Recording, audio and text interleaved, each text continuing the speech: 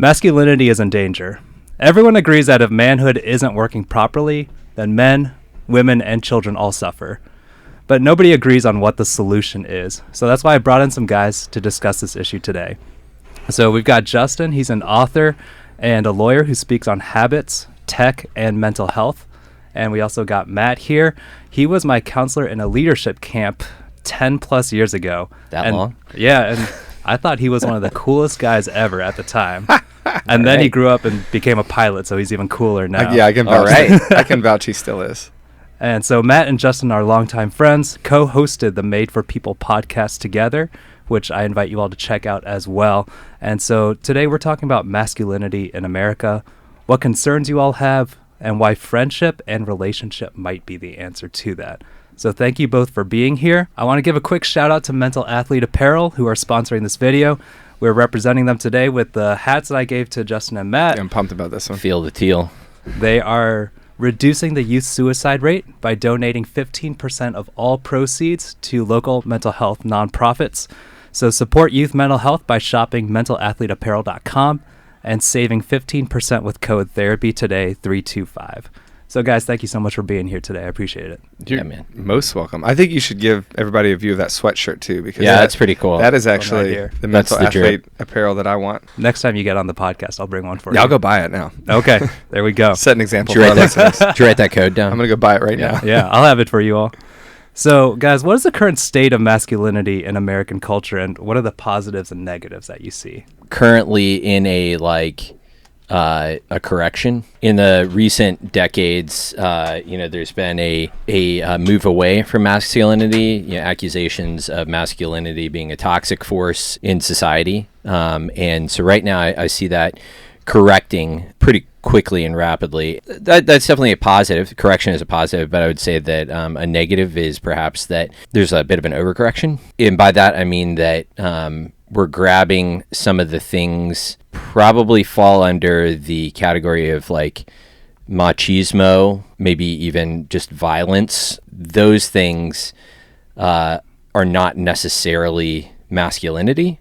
Mm-hmm. And so in a way, I think that there's an overcorrection. Everybody's kind of implicit in this, whether in or outside of the church. But I think that ultimately we're not pursuing currently a virtuous picture of masculinity. We're pursuing a more or a less nuanced and macho version of it. I think we've probably moved from under attack to just confused. Because if you asked me this 7-8 years ago, I would have been like, I literally feel embarrassed to talk about masculinity. Yeah. I feel embarrassed to say I'm a man. Okay. Fortunately, that is not the case anymore. And I think that's what you're talking about, maybe a correction.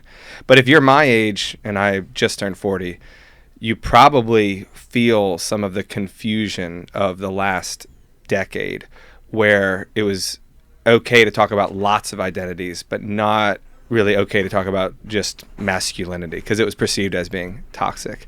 Totally agree. There is some correction now, which probably puts us back around the place where I think men usually exist, and that is just confused. They don't actually know what it means to be a man. I don't think most people could give you a good definition of being a man, and the closest we get are the two binaries that we just suggested. It's something dangerous and toxic, so run, or it's something, though, embrace that danger, embrace that machismo, because that's what it is.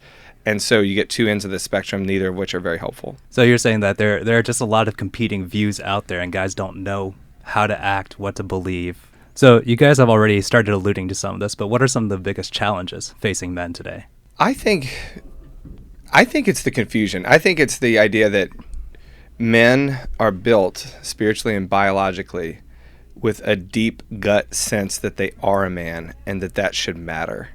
The primary biggest challenge is we literally don't know what we're talking about, because so many definitions of biology and gender and this has been confused. So I would go ahead and wager a controversial definition, just to put it out there. Yeah. I would say, what does it mean to be a man? It means to become more like Jesus while doing that in your male body. And that's important, right? Because every woman is also called to become more like Jesus. Okay?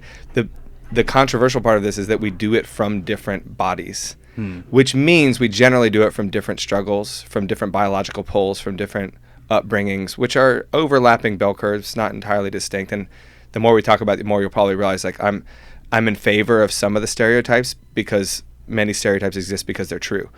But I'm also very comfortable with blending them because stereotypes exist because they're not always true. Like, they're the overlapping bell curves of masculinity and femininity. So it doesn't necessarily mean simple things like just courage. I think women are called to courage too, or simple things like bravery or strength. I think women are also called to that. But I think bravery with the struggles of a male body, what does that mean? We could talk more about it. But I think that is a lot of the challenge. We just don't know. And so I think filling in that content would be really helpful. Number two, I think because we don't know, and because there's been such significant institutional breakdown in the modern West, and this is a long story, like, this is not just our moment, this has been happening. We generally don't have the institutional framework or relationships that would guide men into the companionship with other men to become men. Military units or men's schools or boys' colleges, men's groups, accountability groups, like the relational framework that helps you become a man. Men living in the same intergenerational houses with grandpas or uncles. A lot of this stuff is lost. So I'm going to summarize that comment by saying, one, we don't know what it is to be a man, though I'd wager the definition of becoming like Jesus in a male body. And two, we don't have the relational infrastructure to be guided towards it, which means we need mentorship and friendship. Yeah. And I think if we get the content, and then if we get the mentorship and friendship, we'd be fast on our way to rebuilding that. Okay. Yeah, and I think I would add to that, like, one of the biggest challenges is just the isolation that men face due to the shifting nature of work. I think is a big part of it, especially post-pandemic, when work from home became such a widely available option. One of the solutions that is thrown out there to challenges of masculinity is, like, do hard things. I oftentimes see the way that that's implemented just not being very solid. That, like, if the hardest thing you do in a day is a cold plunge, like, that's not really getting at the point. Not a bad start. It's not a bad start, for sure. But it will not lead to the outcomes that we're after. In and of itself, it's not doing difficult things in the pursuit of a specific virtue. Exactly, necessarily. virtue. I mean, it could be, but it's by itself. Right. Yeah. And I think that's kind of where it stops for a lot of people. Yeah. Whereas, like, learning to sacrifice your desires for the well-being of your wife and children. Lay down your life for a friend. Military comes to mind for me from my own personal experience. Those are really hard things that kind of develop the virtue of masculinity in a real and solid way. Yeah. The disappearing chances to do that, especially given the nature of work, I think is a real challenge. So changing nature of work leads to isolation and takes away our opportunity to do real hard things that engender virtue. I would piggyback onto that. I agree. Fleshing out the definitional context a little more, which I think is important. This is totally a working pet theory of mine, so listeners can take it for what it is. But along the lines of, what does it mean to be a man following Jesus, becoming more like him in a male body? How is that actually different? I think, for me, what I call the open palm of masculinity, and what I mean by that, so I'm thinking about Jesus's open palms on the cross. And what I see as biologically significant in the male versus female journey is that early on, generally speaking, women are going to be introduced to suffering by their biology. They're going to start menstruation. Yeah. They're going to learn, like, pain and frustration, where adolescence for men is certainly confusing. But it usually comes with an opposite trajectory of, instead of being humbled, starting to be exalted. Like, I'm getting stronger. I'm getting significantly more powerful. And then you start to put these two together. And when, men and women come together, right, sex, one of them bears incredible risk of continued pain, continued suffering. Often this will actually be true in sex itself early on, right? Like it'll be very great for guys, it'll be very painful for women maybe. And then, birth, the risk of pregnancy born by women. So women are being shepherded into a world where they've got to overcome their suffering. They're biologically predisposed to connection because they bear the burdens of it. And meanwhile, men are in a biological world of strength. It's easy to leave. It's actually easy to get what you want. We're generally stronger. So, you look at rape stats and overwhelmingly, ridiculously, it's a male thing. Like that's what we do. That's not really what women do at all. And so we could go more and more, but I'm focusing really on the biology right here, the biology of sex, which is what makes us different bodies. And so those lead to all the stereotypes. And where do we go with that? The reason I think it then becomes meaningfully different to ask, so how do you become more like Christ in a male body, is actually it's moving more towards the female virtues and saying, how do I become somebody who doesn't just grab and take what they want, but learn to open their palms? How do I be somebody who doesn't push away or punch or hit when they're mad, but actually bring in, hold in? How do I become somebody who sticks around with vulnerable people like a wife or kids instead of just leave? And so all of those are actually antithetical to the male biology. We're predisposed to pound, to push, to hit, to leave. And so becoming like Christ in a male body means to start to do those hard things in pursuit of the virtue of being like Christ, who commits, who is gentle, who is loving, who sticks around. And as it turns out, that I think is a big reason why one of the most healthy things for men is to go find your suffering. Could be an ice bath, could be a workout, but most, it comes into full blossom when it's like, take care of your wife, take care of your kids, stick around through conflict. Don't yell when you could yell, instead come closer. And those start to be the virtues of doing hard things for the sake of love. But I summarize that in the open palms of masculinity, because I think that's what it looks like to biologically move more, or to come from a biological male body and more into the virtues of Christ. And I think it's a different journey for most females. It's a different, like we have to learn to choose our suffering and commit. Often they have to learn to bear their suffering without bitterness and to be content in it. And they, again, stereotypes, but they're quite different journeys. Sure. I just finished reading the Aeneid. That's a flex, dude. Yeah, and also I've not read any classics in a while. Well, okay, I'll caveat that with the fact that I listened to it on Audible. That's still awesome. And then would go back and breeze through the chapters and underline the important stuff. But one kind of interesting dynamic in the Aeneid is they're like these choruses of men and choruses of women, both mourning at different times. And the women are mourning for women who lose their husbands in warfare, or women who lose their lives in childbearing. And like you mentioned, that's a risk that is still present in 2025 in America for women, whereas I think that the male risk has largely disappeared. Like the odds that you will die in armed combat as a United States citizen are extremely low. One of the reasons we struggle with courage and service, because we're not called to it as much anymore. Right. Which not necessarily an endorsement of armed warfare, just the fact that most men throughout history had some sort of national call to be ready to fight, to protect what they love. We generally... We don't have to rise to the occasion. We don't have to. Yeah. Plenty of other people to do it for, Sure. Plenty of machines to do it for. Yeah. Yeah. And I think that two things. Number one, again, not to dunk on this lifestyle, but it's CrossFit and jiu-jitsu are not going to fill that void. They will scratch some physiological itch. I think you're dead on with what does fill the void, because Christ did not lose his life in combat. He lost it willingly, which is to say that an even better way of living is to lay down your life for others. To have that open hand.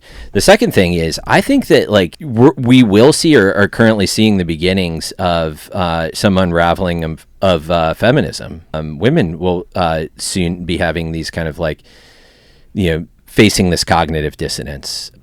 Mortality in labor declines, and just overall birth rates decline. less women are, choosing to go down that, for their own reasons, and 3 degrees, and decided to become mothers, and like suddenly find themselves, choosing between motherhood and careerism, and then thinking like, oh, this is not what I spent my life preparing for, having to reconcile the difference in their expectations and their outcomes, just like men often do. Yep. And I like that both of you are touching on relationships and how important that is for men to know what it means to be a man and to be building that identity with other men. And so this is a good time to talk about Justin's latest book, Made for People. This answers a lot of the questions about relationship that we're talking about today. And he has kindly signed a book for us to give away. So please drop a book emoji in the comments. Yes. And you will be entered into the giveaway. But this is an awesome book. He's got the podcast to go with it that they flesh out some more of the topics. Drop a book emoji in the comments and we will enter you into that giveaway. So thank you, Justin, for being willing to do that. You bet. I'm looking for a lot of book emojis there. We'll give you a PDF too, so you can word search my name and where I come up. Let me move on to a subcategory of the previous question, right? As you all are talking about it, it's no secret that you all are coming at it from a Christian, biblically based perspective. Yeah. Does your evaluation and suggestions that follow all this, does that still apply for non-Christians? Why or why not? Biased perspective, 100%, because Okay. I don't believe my Christianity is an optional way of the world being made. I think we are made how God made us, and whether you call on his name or not, your programming that he put into you is going to matter.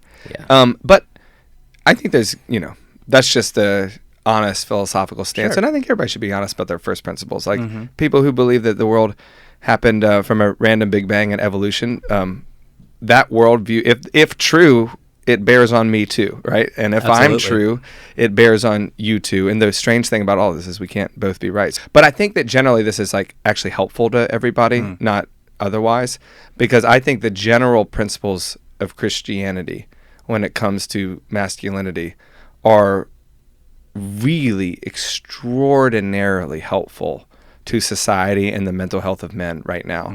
So anybody could get on board. In fact, the book of Boys and Men, I'm blanking on the name of the author right now. Just a fantastic book, came out, I think, just 2 years ago about statistics of what's happening to men, mental health-wise, career-wise.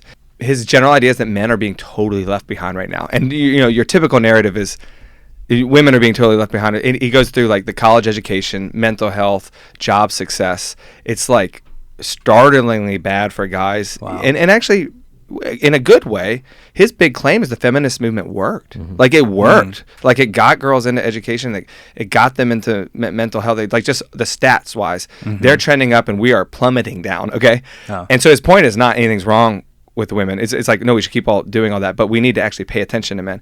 And a lot of things he wants to pay attention to are that central stuff that makes a man physically and mentally healthy. And I think that these general tenets of Christianity, stick with your family, take care of your wife and children, go find meaningful work, do hard things, sacrifice your life in big things and small things for the good of your community, your country, your church, your family, are exactly the things that knit men back together if we actually followed these.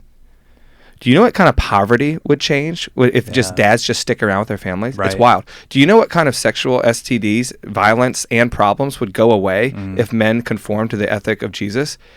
It would be gone. Yeah. That is literally true. Like, it would be gone. You know what happened to the crime rate if this happened? Like, men are most of it. Overwhelmingly, we are the violent crime.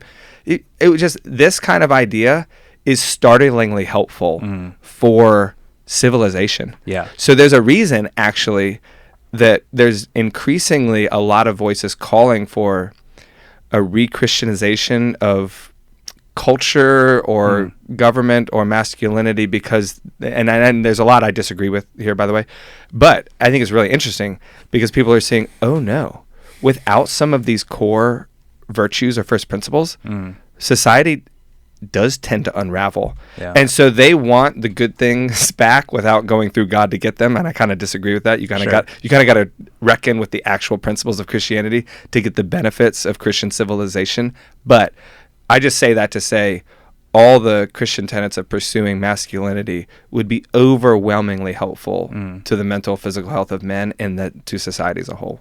Yeah, and even, there's a book out recently called Cross Purposes, and it's written by a homosexual, culturally Jewish atheist, and the book is about how Christianity is a load-bearing wall in a democratic Republican democracy. That's a good metaphor. Yeah, such as ours, and so that kind of goes to answer your question that these things that we're talking about are universal in their scope and not just limited to active churchgoers. And I think that a lot of people are waking up to that reality as they see the erosion of the society around them. I guess what you all are saying is that it's hard to argue against some of the values that you're talking about. Like, nobody's saying that the things that you mentioned, sticking with your family,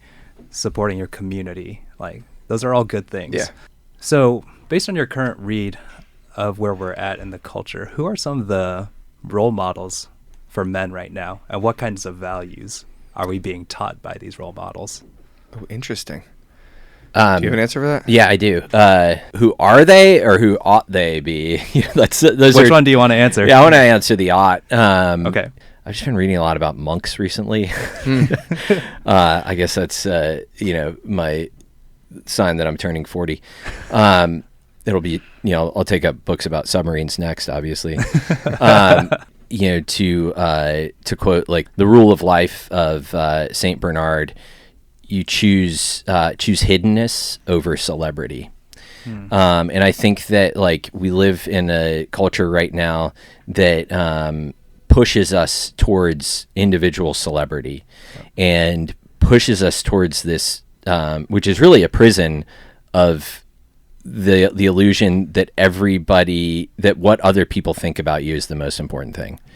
And then you become beholden to this concept of yourself that exists in other people's minds, and it's completely outside of your control, and it's fickle, and it's generally not favorable. And that is a very unhappy life. Keeping up the illusion of success and a perfect life, whether that's on your social media feed or in just your personal relationships, or perhaps even in your profession. I think we are pushed into that prison. Christ provides us a life of hiddenness in himself. There's this great segment in 7-Story Mountain where Thomas Merton is he's a retreatant at the monastery, which he eventually becomes a monk at, and he's watching this guy put on the habit for the first time. He describes this guy as coming from a very wealthy family, and he had an Ivy League education, and this hits a little too close to home for me, but he was also an airline pilot. And then he's wearing street clothes, and then he puts on the habit, and he talks about the waves just closing in over him and him dying to the world in a very physical way, and becoming lost to the world, and really just exiting that rat race, exiting the celebrity life, to one in which he becomes hidden. And I just think about, man, how freeing that that would be. And obviously monasticism is not an option for the three of us or most people listening right now, because spoiler alert, once you have a wife and kids, you're out. But yeah, just that life of hiddenness, there's freedom there that I really desire.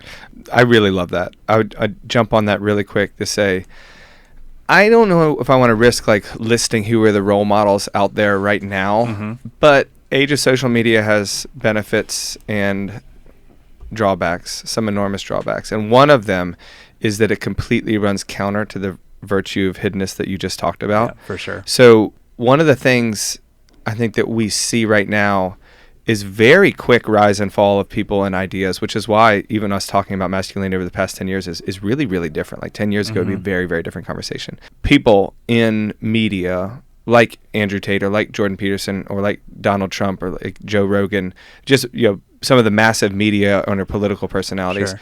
And, some of them are really, really bad. Mm-hmm. Some of them, I think of Jordan Peterson here, have some really interesting points and content and potentially like very, very positive, even when they're a little bit controversial or maybe a lot controversial. All of that is a very limited selection bias of people who are mega famous, okay, and who don't live lives of hiddenness or really talk about it at all. And so I think one of the problems is that in a world where relationships, local community infrastructure, family, like what we talked about, are not informing what does it mean to be a man, you will definitely look online to find it. Yeah, you'll get it and you somewhere. will either find a very confused definition of being a man has no meaning, right? Because being a biological male is not really an important category. Like, what do you want to consider yourself, or what does it mean? Or you'll just get some of these peaking like narratives of what does it mean to be a man? Well, to be as wealthy as possible, as powerful as possible, to be respected, and there'll be a very, very wide range of how you treat women, to the point of almost endorsing rape and abuse, which is a scary phenomenon that I would not think we'd be talking about in 2025, but we are. To, generally, some maybe more respectable level, but still generally seeing them as like, to get one and to be able to get sex and, is the mark of a man. And all these things are just like pretty far off the reservation of what we should even be talking about. And I think, to really get at the virtues, you need to actually live in family and friendship or relationship, like locally. You need to be reading about a lot of great men of the past, people who are dead but have stood the test of time. Monks, Stoics, old presidents, old emperors, old Christians, old priests. Like, you can, like, some, all of these people are broken and beautiful, like some great things, some horrible things. But when you read and when you live locally, and then when you pursue more of that life of actually quiet virtue and hiddenness, you're just far more closer. But that nothing is incentivizing anybody to do that. Right. So we stand a big challenge, because who do we look to for our stereotypes? Well, look online is the first thing people do, and it's a dangerous place to look. Yeah, and I appreciate that you guys are talking about this virtue of hiddenness, because I was just reading in a book called The Narcissism Epidemic. That is, like you're talking about, we're incentivized to seek fame online, to seek status online. That's what social media has turned into for a lot of people, for men to find their worth. And like you talked about earlier, even with a lot of the marketing that's geared towards men, there's a hook attached to that. So I think you're totally right that we're swimming upstream against a lot of this. There's not a lot that encourages men to live a quiet life of quiet faithfulness. Right. Rather than seeking my own platform, my own celebrity, my own wealth and respect and power and prestige. 100% agree. Yeah. To put a bow on it real quick, I'm really glad you mentioned those names of Tate, Peterson, Rogan. Those guys, I would say, are kind of the ice bath equivalent. They are something, but they maybe don't stand for anything. Like, they are the kind of embodiment of masculinity, but it's a hollow center.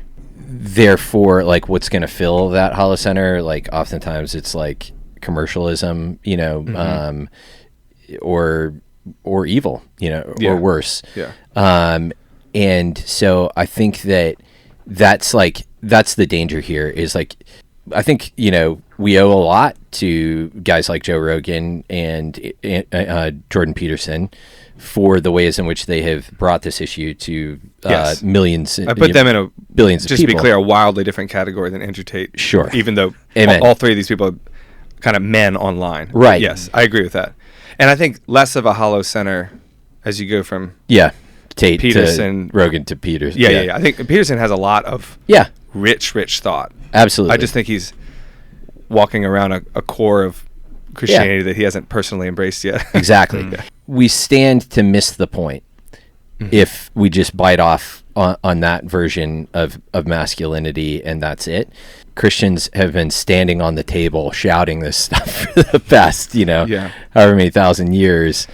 I think everybody would agree that we want a way for men to be the biologically strong, courageous, brave beings that they seem to be prone to. And lead.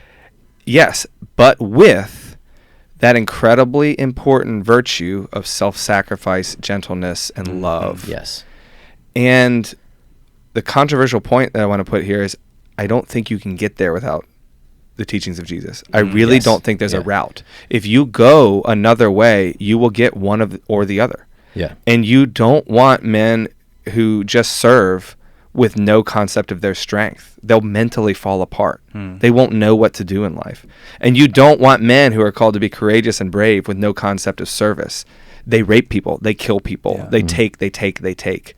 You've got to figure out a way to call them to strength with loving service. And I literally don't know of another paradigm that gives you that besides that upside down twist of the kingdom of Jesus, which is why I happily challenge culture to talk about it. You're not saying see, I'm right, but rather say, don't you agree that this is what we need? We need a way to call men both to courage and to compassion. And I think the good conversation is show us an idea. Show us an idea that gets us there, because there's probably a lot that we could agree on. But I personally think there's kind of only one route there, and that's by embracing the life and the teachings of Jesus. Who is the one person to really combine these things. I think we need to share a little bit about Order of the Hatchet with Isaiah. Oh, yeah, go. Okay, you set it up, and I'll talk about the... Well, okay. So this is good, because one of my big growing convictions as a father of 4 boys is that manhood is not a thing that happens to you, okay? Boyhood happens to you, and you become a boy in a man's body should nothing else happen to you. Okay. And as it turns out, one of the most dangerous things for the world is boys in men's body, okay? Yes. They're very strong and very selfish. They're very capable and very confused, and they wreak all the havoc that we've been talking about. So one of the things that I've said with my sons is that we don't want that to happen to them. We want to initiate them, disciple them, mentor them into becoming men. And I think that takes a lot of things. One, knowing that they're going on a journey. About the age 13, when puberty sets in, they are going on a journey to either become a boy in a man's body or to become a man. And that's a hard thing. Either way, it's a hard thing. So they need to know, 1, it's a hard journey. 2, they need to know they have the option to do it alongside other people. They don't need to be alone. And so that you can find friends to find other boys to walk towards manhood with. And 3, that they, and this is a gift, have elders to guide them there. Not everybody does, which is why we have so many problems. So we gathered them together. This is just 2 weekends ago, right? Yeah. Yeah. To last weekend, to do something along these lines. So we got together a couple of our 13-year-olds, and actually they were 13, 14, 15, that age. Yeah. And we told them that, you're going on a journey, you must do it together. Yeah. And we will make sure we are your guides, but we will not always be here. But we are your guides. And so to symbolize that, we said we're going to leave you alone in the woods. We talked about this around a campfire, and then it was you're going to stay out here alone, actually, but we're going to give you advice. And one of the things we did to put a point on it was initiate them into something called the Order of the Hatchet, which, you're trying to keep young adolescent male attention here, right? So it helps to say, we'll do a fire, we'll eat steaks, and here's a weapon / tool that you can keep and symbolize all these things, because it doesn't have to be stereotypical man. But as it turns out, this is what most 13, 14-year-old boys will it works. If you gather them together and be like, we really want you all to be domestic servers when you grow up. You need to learn to wash the dishes. That is good. It will be hard to keep their attention. So we're going at it from another angle. But Matt, you came up with a lot of the Order of the Hatchet content. So tell them about that part of the ceremony. Because we really just wanted to have the boys to have these young men to have a point that they could, or a date and time and place that they could point to and say, this is when I started to become a man. Yeah. I was an Eagle Scout, and I was part of, there's like an organization in Eagle Scouting, or in Boy Scouting, called the Order of the Arrow. And you go through an ordeal of silence. It's like silence and service and maybe starvation. Like you don't get to eat for like 48 hours. It's a cool thing. Yeah. Because you told me about it, and just really briefly, you have to become it. You have to go, I think, 2 days, camp alone in the woods, don't eat for 1 day, be silent the whole time. Yeah, and then you do a service project. And by the way, just kind of like, harkens back to the things we were talking about earlier, finding suffering as a way to become a healthy man. Absolutely. Finding hiddenness, solitude, fasting, being alone. Keep going. Yeah, so I wrote up some vows for the boys to take about, commitment to manhood, a commitment to journeying together, to choosing to do what's right, vows that they said to their fathers, and then vows that their fathers said back to them of promising support, grace, forgiveness, and leadership, those kind of things. We gave them some hatchets. Said to them, like, "Hey, this hatchet, view it as a symbol of your manhood. It's and this is a great metaphor, I thought. Yeah, it's a tool that can be used for the protection of others. It can be used for shelter, survival. It can be used for start a fire, create warmth, but can also be used if abused. It can be made for destruction and death. And how you wield it is going to make the whole difference. The outcome. Yeah. I love that. Yeah, and then I painted the handles black, white, and green, to say that like black represents like the suffering that you will inevitably face. White represents Christ, who transforms that suffering into the green of growth, and the growth of your manhood. And so. I just I thought it went really well. I don't have a dog in the fight yet. My two boys are little. They're 4 and they're in the order of the rattle right now. Yeah, exactly. But that's coming for them, and I think the thing I viewed it as an investment, because how cool will it be for Whitmel, when he, I guess 10 years from now, he'll be like 25, and he'll be there helping to initiate my boys. Well, and I think my sons. I think all the boys probably don't know how cool it is, but they're registering it somewhere down there that someone who wasn't their dad was there. Like like a friend of mine, Matt, their uncle, was there doing this with them. I mean, I think they'll look up at 25 or 30 one day and be like, "Whoa, I had a unique upbringing because there were other men in my life, closest brothers, closest uncles." Who cared about him, and who were like, I'm gonna go camping with you and talk about it. And by the way, it might sound complicated. It was not. Like we just a couple days before we're texting, hey, why don't we go to the woods, and why don't we? It was not that complicated. I'm like furiously spray painting the hatchets.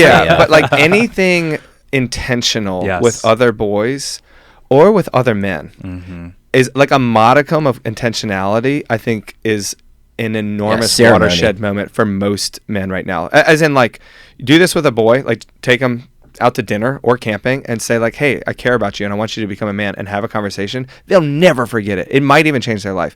Sit down with another guy. You could be in your 50s, 60s, 70s or in your 20s, 30s and say, hey, I'm looking for a friend to talk more deeply about my life with, because I just feel like it's hard to be a man. That boom, your life will change, because suddenly you'll have a vulnerable conversation with somebody, and like there are really, really good patterns and research on the importance of this kind of thing. Richard Rohr comes to mind as one of the best books that I've read on it. He has a book, I believe, called The Last Adam. Though I might need to fact check this in the notes of the podcast. But he talks about the fact that rituals for elders initiating boys into masculinity have been present in virtually every ancient civilization and every culture. And the modern world has really lost it. Right. And that is why you get, and this is probably a controversial statement, but a really important one if it's true. That is why you get boys running amok the way we do now. I mean, just think about school shootings or like mass killings. I mean, this is overwhelmingly 99.9999 something % a male problem. And he talks about this, that you actually see it in ancient cultures too, for men who are uninitiated. You even see it in animals. He talks about elephant herds where You have rogue males that for some reason something doesn't go right, and they go like on stomping escapades, and like they become violent. And it's sort of a biologically male thing that you need elders to initiate you into the tribe. But that idea of men calling boys into manhood is pretty key. For sure. Yeah, that's really fascinating. I know you all started talking a little bit about the personal, so let me dive deeper into some of the mental health stuff that you all have referenced. On your podcast, you both mentioned that you've had mental health struggles in the past.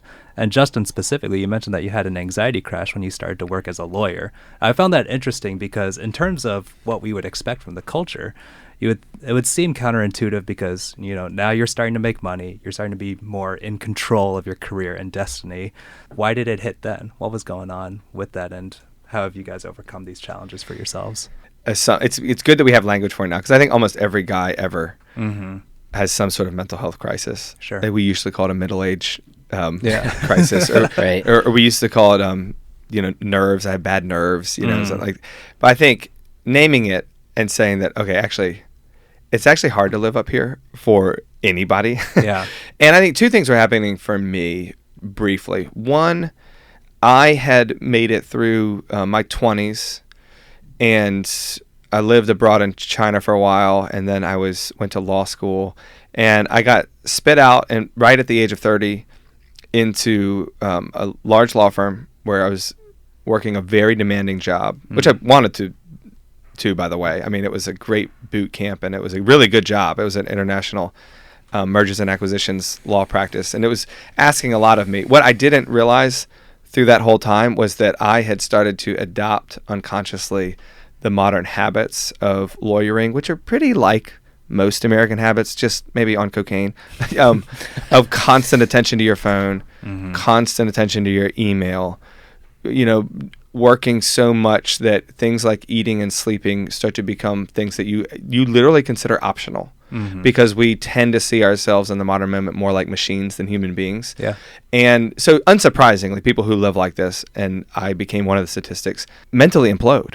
Because when you stop taking care of your body and live according to a set of habits that suggests you are more of a machine than a human being, your engine literally is running too hot. So to use a machine metaphor, you're going to break. Even if you are a machine, you have a programming manual. It turns out you need sleep, you need to eat, and you need attention and presence. So one of the things that was happening, I think, was my habits had become unhealthy, but it's really important to note they looked exactly like everybody else's. It might be a little bit extreme, but it's not unusual. Most people have a version of this, and it either has happened to them or will happen to them, because the modern American habits, particularly of smartphones and technology, suggest that you are a machine, and everybody suddenly wakes up one day realizing they can't know everything, they can't be everywhere at once, and they can't do most of what they want to do. And suddenly their mind implodes because they've been living like they have, or they could do that. And so a lot of my writing has been about that. It's been about how to find healthy, sustainable habits, because most of us, well, actually nobody, I've never met anybody who's like, I want to run myself into the ground circa, 33, 34, maybe have one of those middle-age crises. Nobody says that. But almost everybody wakes up with one and starts to struggle with severe anxiety or severe depression because of the way they are living in their ordinary habits. And I think it might be controversial, but it's actually really incredibly helpful to say most of the anxiety and depression stats and crises that we experience are self-inflicted and entirely preventable. It's really good news, actually. Yeah. You can change. Yeah, absolutely. It's such good news. Like, neuroplasticity exists. Amen. And you worked yourself into this. Yeah. You can work your way out. Yeah. But it's important to note, you did not think your way into this. Nobody wanted to do like that. You practiced your way into this. So lots of the change is not necessarily a different mentality of being like, well, I need to have hope and confidence. I completely support that stuff. But it needs to happen in conjunction with different habits, like practice your way out. I think there was just some, cultural, I call them cultural lies or cultural misconceptions in my head that it would be easy, that marriage should make it easy and happy, that kids would instantly fulfill me, that getting the right job, finally getting the identity as a high-paid lawyer in a prestigious firm and graduating with honors from a good law school, all of which I had accomplished. This happened.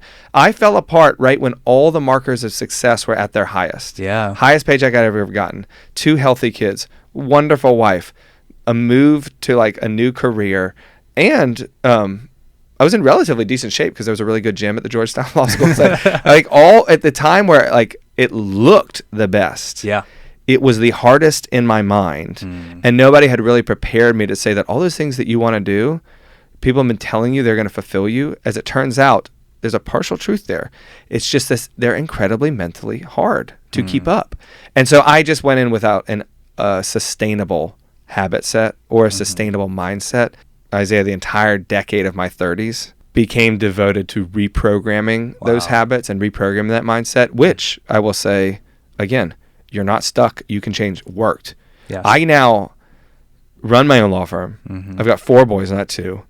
I write and speak also, so I kind of have 2 careers, not one. Yeah. My life is far more complicated, and yet it is deeply, deeply satisfying because the building blocks aren't how many emails and how much resume can I produce and what's the paycheck for that going to be. My building blocks are sticking with my wife and loving her, serving my children, make sure I'm in deep, committed, vulnerable relationships. By the way, those 3 are all almost entirely hidden. You know, I write about some of this stuff, so some people like hear about it, but like the actual virtue of doing it is like what we were talking about earlier. Absolutely. Those 3 building blocks are by far the most important, and they're almost entirely hidden. When I wake up, like I did this morning, and I'm sure Matt did too, like, and spent time in quiet reading and praying. Yeah. You know, just like think about it. Like if anybody listening would spend most of your mornings not scrolling your phone, but being quiet, meditating, and maybe reading. Could you imagine? An author that's dead. Right. The amount of mental health that would come back is extraordinary. And again, yes, I'm saying it on a podcast right now, but nobody sees that. Like that's all hidden life. So yeah, there's other things about my life that are also great right now, but the building blocks of recovering that mental health are the kinds of things that we've been talking about. For sure. And I think like you're saying, you don't have to give up the other things just to have that back. No, like in fact, they support the other things just in a sustainable way. Yeah. Yeah, I mean, I don't mind saying I make more money now than I did. I'm much more well known as a lawyer. I have my growing business. I mean, all the things that I thought I would have wanted in my 20s. I'm very grateful, honored, and humbled to say it's working. Like I have them. I'm doing the things that I love to do, and I want them. It turns out it just took a far more humble way of living to produce a far stronger man who could actually carry them. And it broke me before now it's blessing me. That's really cool. Thanks for sharing that. Yeah. You know, my kind of struggle with anxiety is, a couple years ago now. Also, a couple years ago coincides with what the ages of your children are. Right. My age of my children are 7, 3.5, and 9 months old. And I can point out a lot of contributing factors. It was post-pandemic, and I was on hiatus from my flying career, flying a desk, and not really feeling like myself in a lot of ways. I was experiencing a death in the family and experiencing a lot of bodily injuries. And, a lot of my identity at the time was really wrapped up in, CrossFit and how much I enjoyed doing that. A lot of these, kind of identities and things that I had laid out for myself were really challenged at this one particular junction. Number one was friendship and community. I will always remember the worst day for me, which was just a day that I was just feeling really terrible. And I was at home alone with I think he was about a year old at the time. I sent a text to Justin, and he had just gotten home from a speaking engagement. You've been gone like all week, and you're like just sitting down to dinner with your family. And he's like, "I'll be right there." And he hopped on his motorcycle, came across the conveniently a motorcycle features into the story. Yeah. Sounds very manly. In Richmond, he lived at the time on the other side of the river, right? Yeah. And so we call it. I had to cross that toll bridge without any change. And it's called the Nickel Bridge, but we've updated it to the 9 Nickel Bridge now, because it used to cost 5 cents, now it costs 45 cents. And so he's on the motorcycle, and he like stoops over, like shovels the loose change off the ground, and like dumps it in there. And he's there in like 5 minutes. And just that, the proximity of community and the availability of having friends who you're on their favorites list, so that you're that you punch through the do not disturb wall. They can wake you up at night. And that having that makes a huge difference. Having somebody who has been through it, and to look you in the eyes and say, this is normal for this, what you're going through. This is normal, and you're going to get better, and like, that is like, oh, that's hope. And the second thing, having known Justin and his story and, the habits, I kind of like dove into that really heavy. Like, as soon as I started to feel anxious, I struggled with that for a while, because I came at it from this attitude of like self-optimization. When I turned the corner was when I started to lay down my life for my family.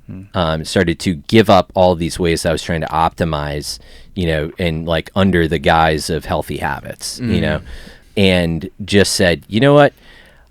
I may not get a perfect 8 of sleep tonight because I've got a crying baby that needs my attention. And that is more important than how I feel.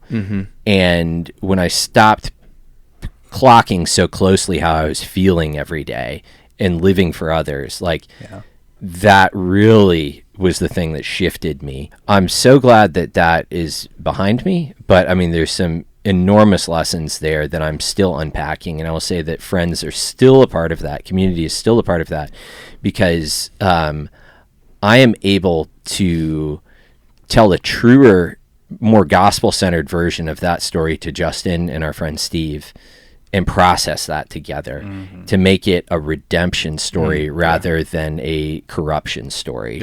And I would say, while I never want to go back there to where I was at that turn of 30, because my collapse was pretty severe. I mean, it involved awful panic, hospital trips, and suicidal thoughts. It was bad. And I wouldn't wish any of this on any man. It's also really important to note that our moments of mental collapse, we think they're the end, the unraveling of everything. And I now know it was the beginning of a better life, a more healthy life, a more relationally deep life. What I thought was the end point was actually the entry point to deeper life. And so for anybody out there struggling or knowing somebody who is, the good news is that most of the great things in life are on the other side of this. But it is as hard as it seems, unfortunately as common as it seems. For sure. And it takes longer than it seems to get through it. But it's all better than it seems. And it's only if you let it be the beginning. You got to do the work. It doesn't just, it will. It's kind of like boys becoming men. Like, it doesn't happen unless they work. Otherwise the bad thing happens. If you don't do the work on your mental health crisis, it will be the terminal point. Like, it will.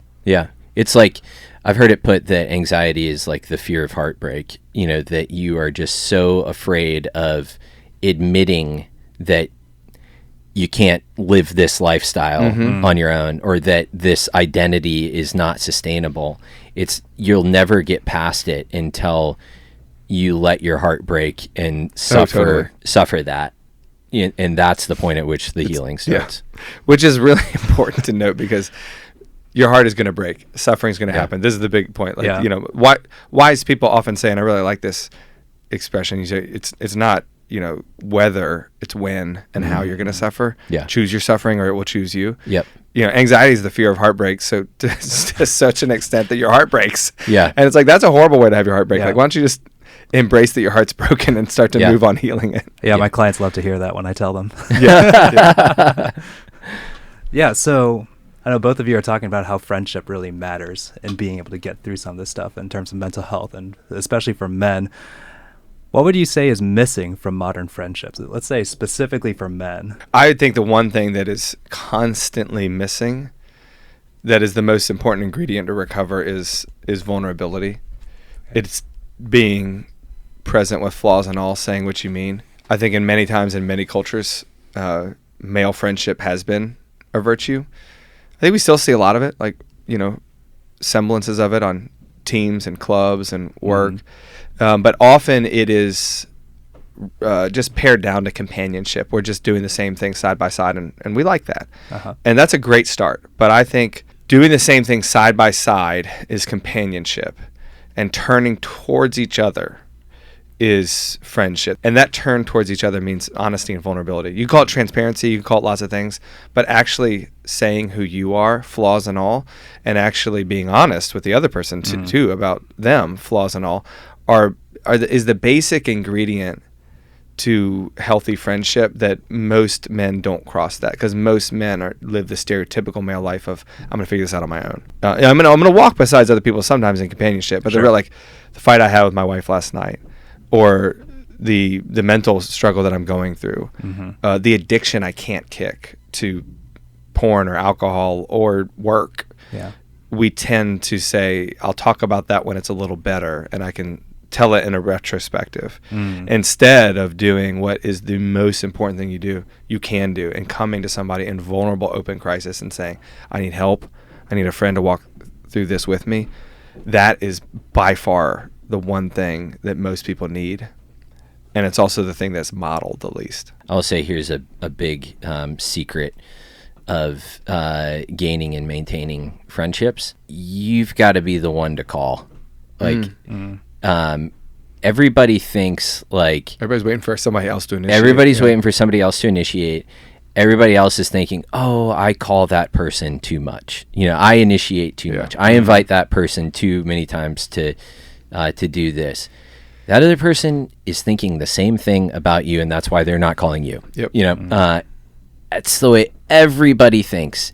And once you kind of figure that secret out, and you lose that kind of embarrassment of about friendship, and you just you send the text message and you initiate, and that's how, like, that is the blocking and tackling of friendship, is just taking the time to initiate. And my friends call me the minority whip, because I was gonna say, you're a master. I can vouch, you are a master initiator at this. And Isaiah, there's like so many friendships here in my life and in our circles that exist because you initiate. And I use my subtle daggers of shame and guilt to manipulate people into hanging out.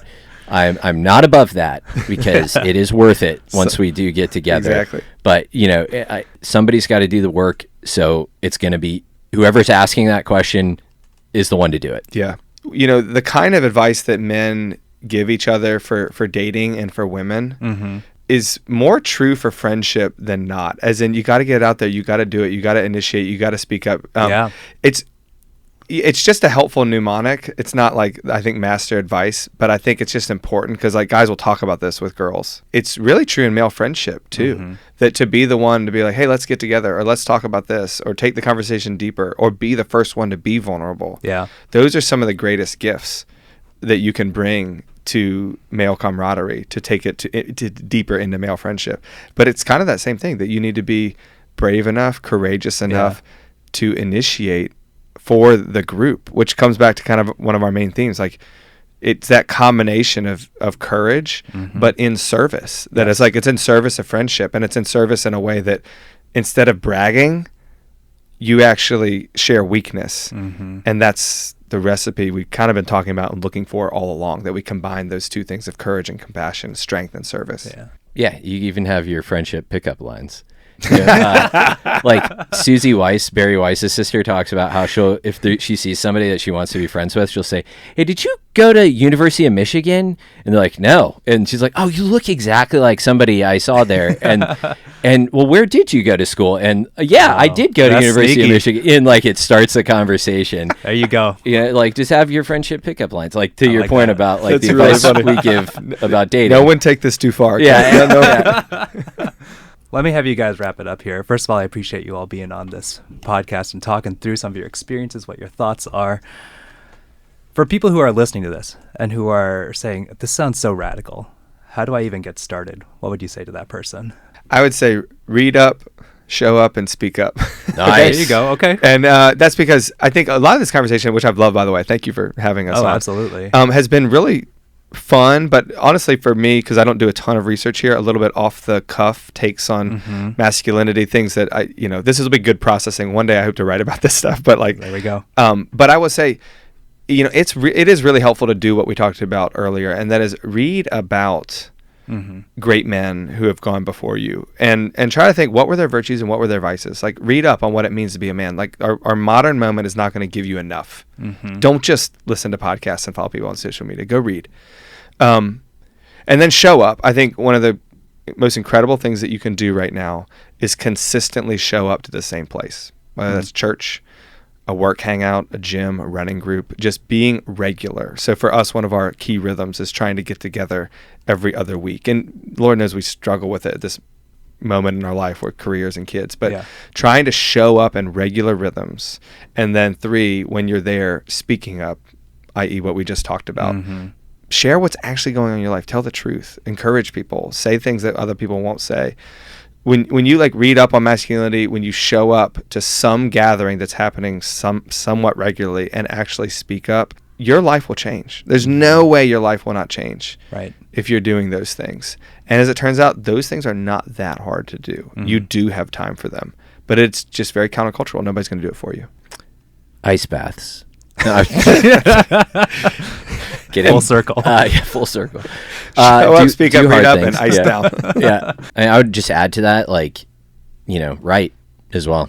Keep a journal. Oh, that's actually that's really good. Because we don't want to be in this receive only mode. We have to transmit to. Maybe that's your speak up. Man, since I think you gave me my first journal. Wait, really? Yeah, like. If that's true, I feel very I think like honored and grateful. 17th, 18th birthday, maybe. Wow. Wow. And I'll have to go back and check. I fact check that. Yeah. I'm very curious because I just gave my son Whit his first journal at the age of 13, but because of this, I mean, it's really good advice. One of the things I told him is like, in order to become a man, you need to learn to be somebody who is quiet and who reflects. Yeah. And a journal is often one of the best tools for those. Sure. He definitely gave me my first moleskin. I know that, which I've got 16 or so volumes of those. You've written a lot of books. Yeah. I would say just write as well. Organize your thoughts. All right. That's such good advice. Yeah. Hey, thank you all both so much for being on the channel. Appreciate your insights and your thoughts. Matt, it was great to see you again. And yeah, Justin, you too. Great meeting you as well. So thank you all so much for your time. Again, Justin's got his new book out, Made for People. Again, drop a book emoji. Yeah, drop a book emoji in the comments. We'll get this out to somebody, and you will have an authentic Justin signature in there as well. So thank you all so much for watching. I'll see you all next time.